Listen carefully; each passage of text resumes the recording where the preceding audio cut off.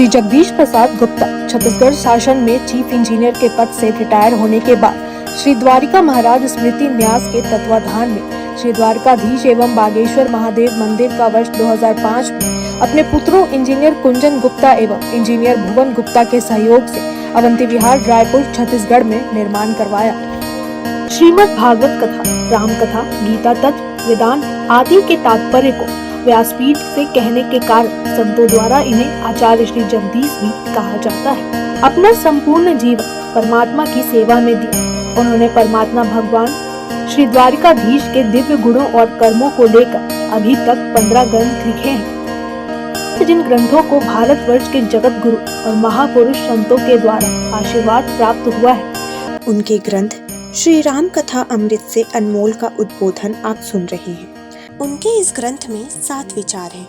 उनमें से चतुर्थ विचार भरत चरित्र का उद्बोधन सुन रहे हैं आप। हरि ओम।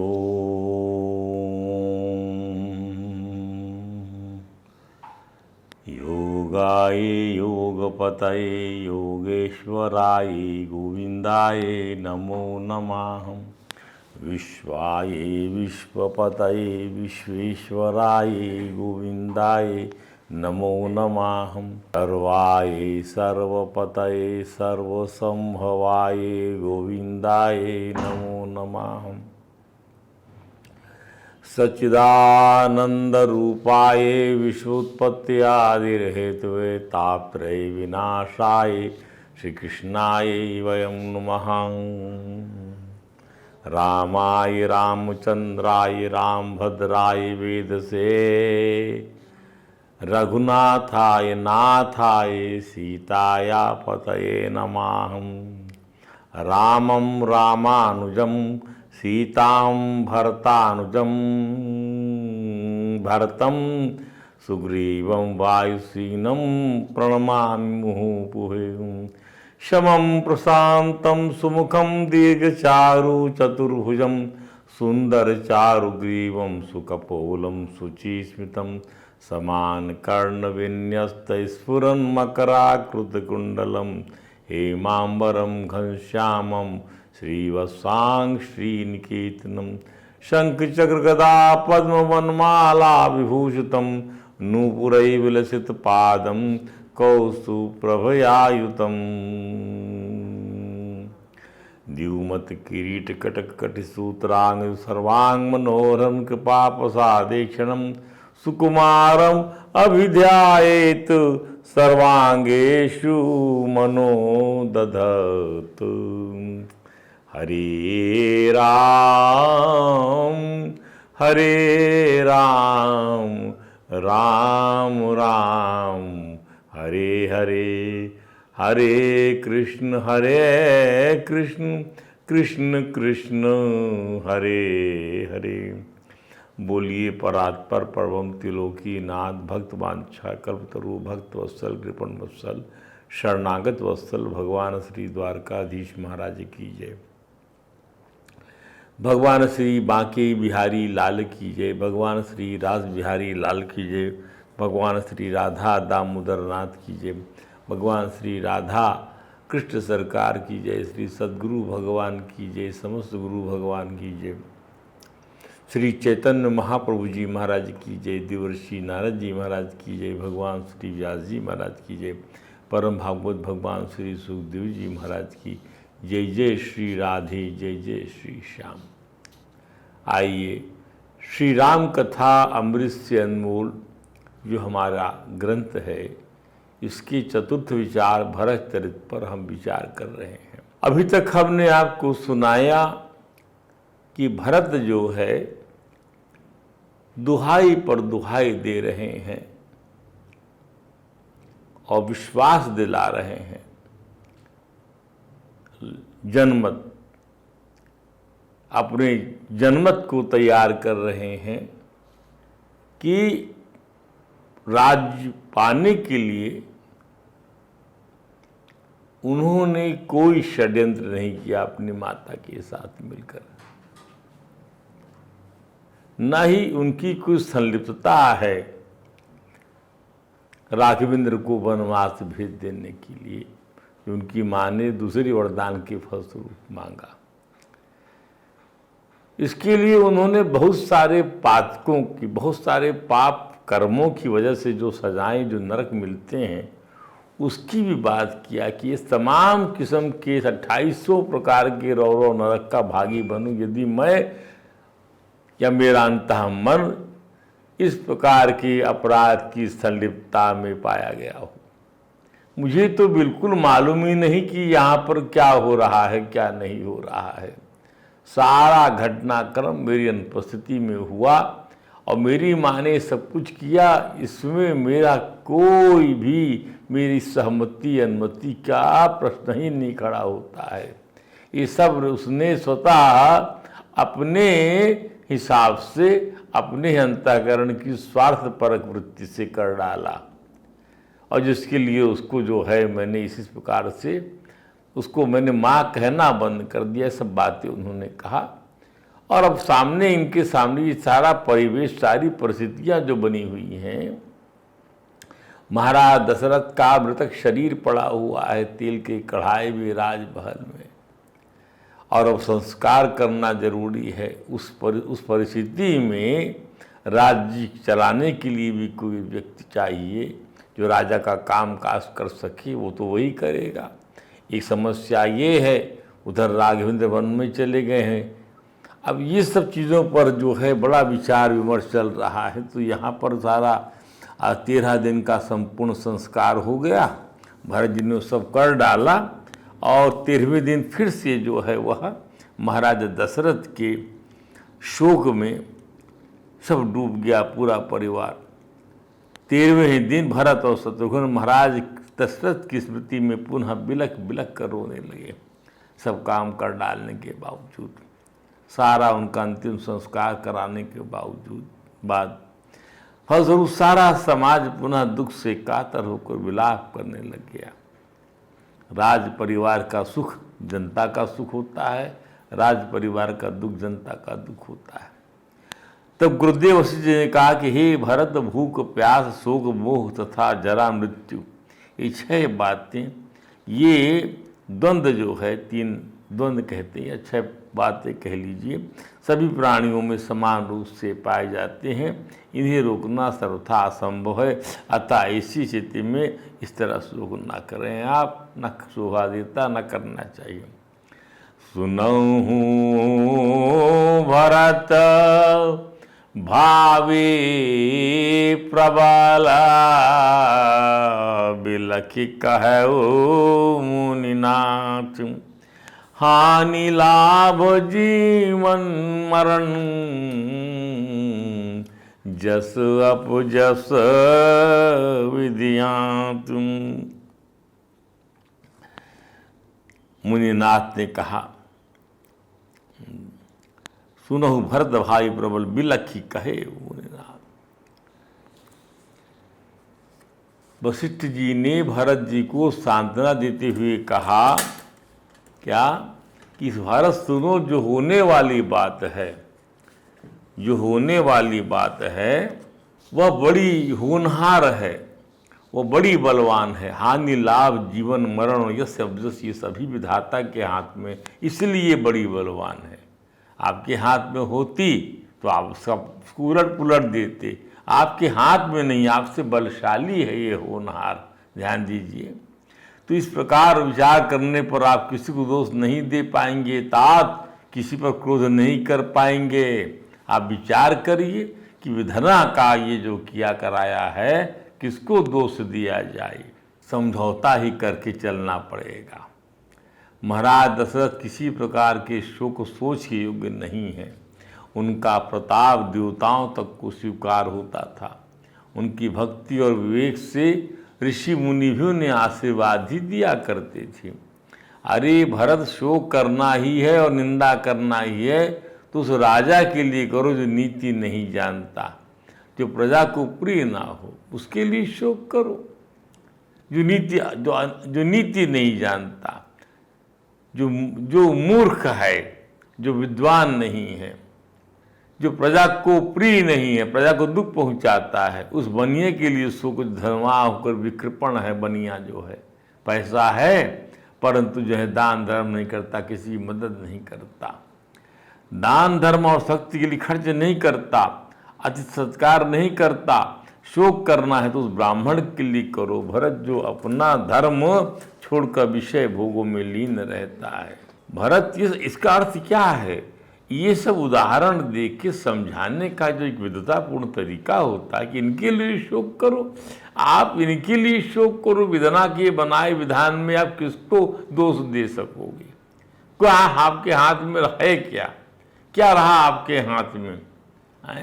किया धरा आपकी माँ का, उसको क्या बोलोगे?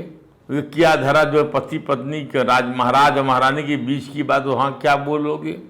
ये घटनाक्रम तो घटित हो गया, कोई इसको रोक सका नहीं, और तुम्हारे अनुपस्थिति में ही रघुनाथ चले गए, उसको भी तू रोक नहीं पाए। क्यों?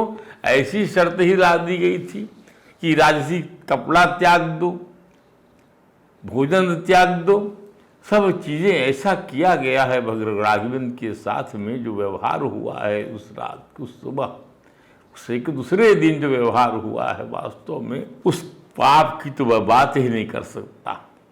मतलब जीवन में इसी चीज़ को देखता हूँ कि आदमी इतना ज़्यादा ईर्ष्या करता है, इतना द्वेष करता है कि सहन नहीं कर पाता कि अच्छा कपड़ा पहने, खाना खा ले साथ में, खाने पर जो है खाना ना खाए हमारे साथ में, हमको चेहरा नहीं देखना इसका। ये क्या बात हुई? क्या बात हुई? ऐसा नहीं होना चाहिए, ऐसा नहीं होना चाहिए। सब समाज में जो तरीके होते हैं उस तरीके का को अपनाइए, बैठिए, भगवान कृष्ण का बर्ताव करना सीखिए। खाना क्यों ना खाया जाए? क्यों नहीं खाएंगे खाना? आपके घर में जवाब दिया था भगवान ने। कोई विरोध मानता है, आपको प्रेम नहीं है मुझसे, मैं क्यों खाना खाऊं? ध्यान दीजिए, कहाँ नहीं जाना चाहिए?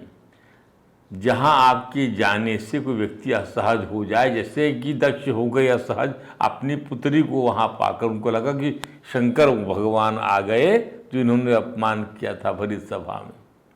तो इनके लिए शोक करना, किसके लिए? उस शूद्र के लिए शोक करो जो बहुत बोलने वाला है, ब्राह्मणों का अपमान करने वाला, घमंडी है, मान बड़ाई चाहने वाला। ही भरत, उस स्त्री के लिए शोक करो, शोक करो जो पति को छलने वाली है, कुटिला है, कला प्रिया है, स्वेच्छाचारणी। अरे भरत, उस ब्रह्मचारी का शोक करो। मैंने इसके अंदर सबके लिए ऐसे ऐसे वर्गों का उदाहरण दिया गया। ये इतने वर्ग हैं, यहाँ पर तो विचार करो, इनका शोक क्यों नहीं कर सकते? तो वैसा तो कोई कारण महाराज तो किसी भी कैटेगरी में नहीं आते हैं। महाराज को किसी वर्ग में भी आप रख नहीं सकते जहाँ पे आपको शोक करना हो। वो शोक करने को तो कतई नहीं थे महाराज, प्रतापी थे। उस स्त्री के लिए शोक करो। अरे भरत, उस ब्रह्मचारी के लिए शोक करो जो ब्रह्मचर्य का व्रत छोड़कर गुरु की आज्ञा नहीं मानता। उस गृहस्थ का शोक करो जो मोहवश कर्म मार्ग का त्याग कर देता है। उस सन्यासी की भर्त्सना करो भरत, जो दुनिया के प्रपंच में फंसा हुआ है और ज्ञान वैराग से हीन है।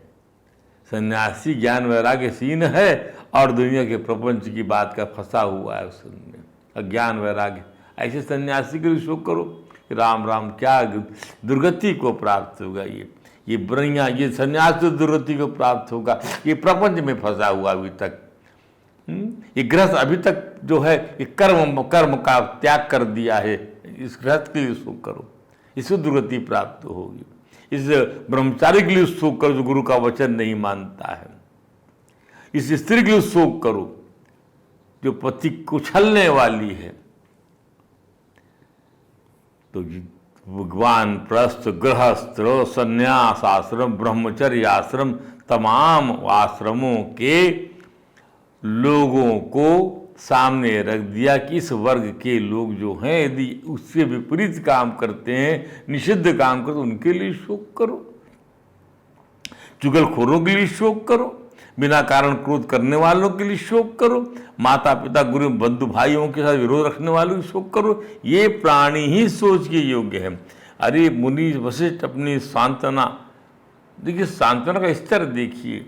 मुनि वशिष्ठ अपनी सांत्वना के शब्दों को पुनः दोहराते कि भरत अपने हृदय की भावुकता का त्याग कर दे। मुनिवर पुनः कहते, अरे भरत, उसकी भर्त्सना करो, उसके लिए शोक करो जो सब प्रकार से अपने शरीर का पोषण करता है, जो केवल दूसरों का अनिष्ट ही चाहता है। बड़ा निर्दयी है कि इसका बुरा हो जाए, इसको कभी सुख प्राप्त ना हो, ऐसा सोचने वाले के लिए शोक करो। बड़ा निर्दयी है और तुम और श्री हरि की भक्ति नहीं करता। महाराज दशरथ तो कहीं से कहीं तक इस वर्ग के लिए जितने शोक करने वाले मैंने लोग बताए हैं, कहीं से कहीं तक उसकी उपमा महाराज दशरथ से नहीं दी जा सकती।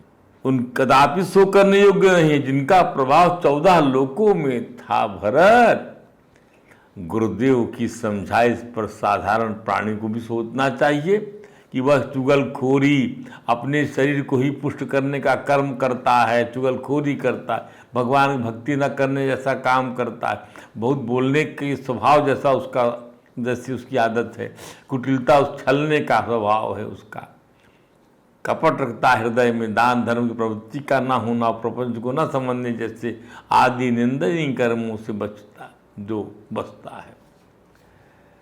दूसरों को दोष देने के पहले सोचे कि क्या ये होनहार है, कलह करने के स्वभाव से बचे आदि। श्री गुरुदेव की इस प्रकार से समझाने के बाद भी भरत राज सिंहासन स्वीकार नहीं करते। श्री भरत चरित्र की विवेचना के लिए इस प्रसंग पर और मंथन करते हैं। ये सब समझाने के बावजूद भी वह जो है राज सिंहासन स्वीकार नहीं करते। ध्यान दीजिए, श्री भरत चरित्र की विवेचना के लिए इस प्रसंग पर और मंथन करते हैं। मंत्री परिषद भी आग्रह करता है, महाराज दशरथ का मंत्री परिषद, और कौशल्या माता भी भरत से राज तिलक कराने का आग्रह करते, अनुरोध करती हैं। तब भी भरत ने राज तिलक का आग्रह करने वाले राज समाज एवं समाज के सभी लोगों को ये उत्तर दिया, आप लोग मुझसे आग्रह करते हैं कि मैं राज तिलक करा लूँ, राज्य सिंहासन पर बैठ जाऊँ, मेरा अभिषेक हो जाए, मैं अयोध्या का अधिपति बन जाऊँ, ये सब आग्रह मुझसे करते हैं। लेकिन मैं आप लोगों का जवाब देता हूँ कि पितु सुरपुर सिय राम बना, करण कहाओ मोहि राज। मेरे पिता का स्वर्गवास हो गया और मेरे जो है भाई भावज, मेरे बड़े भाई, मेरे अग्रज, माँ समान मेरी भौजाई, ये सब जो है वन चले गए और आप मुझसे राज करने कहते हैं। यही ते जानहूँ मोरहिता, कयापन बड़का जा। पर क्या इससे मेरा कल्याण हो पाएगा या आपका कोई बड़ा कार्य सिद्ध हो पाएगा? यार इस पर विचार कर लीजिए। भरत जी पुनः कहते हैं, सुनिए सुनिए, मेरा तो कल्याण श्री राघवेंद्र की सेवा में है, ये मेरा पक्ष है। मेरा कल्याण राघवेंद्र की सेवा में है, यह राज्य शोक का घर है, इसका कोई मूल्य नहीं है। मेरे लिए श्री राघवेंद्र की चरणों के दर्शन से ही यह राज्य अनमोल होगा। जैसे कपड़ों के बिना गहने व्यर्थ हैं, नग्न शरीर अच्छा लगता नहीं है बिना कपड़ों के। नग्न शरीर में गहने पहना दो, अच्छा लगता नहीं है। कितना मूल्यवान भी कर दो आप नग्न शरीर को, आप जड़ दीजिए सोने चांदी हीरे मोती से, पर शोभा नहीं पाता, कपड़े से ही शोभा पाता है। रोगी के लिए भोग व्यर्थ है, श्री हरि की भक्ति के बिना जप और योग व्यर्थ है। हरि की भक्ति से ही शोभा पाएगा आपका कलेवर, शोभा पाएगा, अन्यथा आपका वैभव तनिक भी शोभायमान नहीं होगा यदि आपकी भक्ति नहीं आपके पास, सब व्यर्थ है। ध्यान दीजिए, जीव के बिना सुंदर देह व्यर्थ है, मुर्दा हो जाती है वो देह। वैसे ही श्री राघवेंद्र के बिना मेरे लिए सब व्यर्थ है। ये आत्मदर्शन, यही विचार ब्रह्म ज्ञान के लिए आवश्यक है। श्री राम तत्व इन विचार के बिना जानने में नहीं आ सकता। भोगों को ठुकराना ही परमात्मा तत्व जानने का पहला सोपान, इसको याद रखिए। भोगों को ठुकराना राम तत्व परमात्म तत्व को जानने का पहला वह सोपान अर्थात वैराग्य। श्री भरत ने वही कहा जो उद्दालक ऋषि का पुत्र नचिकेता धर्मराज यमराज से कहता है। यमराज नचिकेता से सारी पृथ्वी का वैभव लेने को कहते हैं, पृथ्वी का सम्राट बना देने के लिए वरदान देना चाहते हैं, परंतु नचिकेता इस भोग वासना से जरा भी ललचाता नहीं है। हमारी पुस्तक जो कठोपनिषद सरलतम बोध में इसका विस्तार से वर्णन है। आत्मज्ञान प्राप्त करने के लिए यमराज द्वारा दिए गए वरदान को इस भोग वासना की पूर्ति के वरदान के समकक्ष नहीं मानता नचिकेता, अर्थात परमात्म तत्व जानने के लिए भोगों की आसक्ति को तिरस्कृत करना आनुषंगिक है। श्री भरत जी भी राज्य वैभव प्राप्त करने को, पृथ्वी का सम्राट बनने के लिए कैकेयी द्वारा मांगे गए वरदान को ठुकरा देते हैं। भरत जी कहते हैं कि राम की शरणागति परमात्मा श्री राम के तत्व को जानने के समक्ष कैकेयी का वरदान निरर्थक है, कोई अर्थ नहीं इस वरदान का। मुझे तो राम की शरणागति अभीष्ट है, परमात्मा से राम का तत्व जो है अभीष्ट है, मुझे वो अमर बोध अभीष्ट है। मुझे ये जो है ये सांसारिक भोग जो मेरी माँ ने मेरे लिए मांगा है, इसके मुकाबले कुछ नहीं, वो नगण्य है, क्षुद्र है, तुक्ष है। ये भावना होनी चाहिए। ये भावना ही आपको परमात्म तत्व पर आरूढ़ कर देगी जानने की दिशा में। ये इन शास्त्रों का अर्थ है, ये रामचरितमानस का संकेत है, यही रामायण है। रामायण की कथा के अंतर्गत इसको पिरो दिया गया है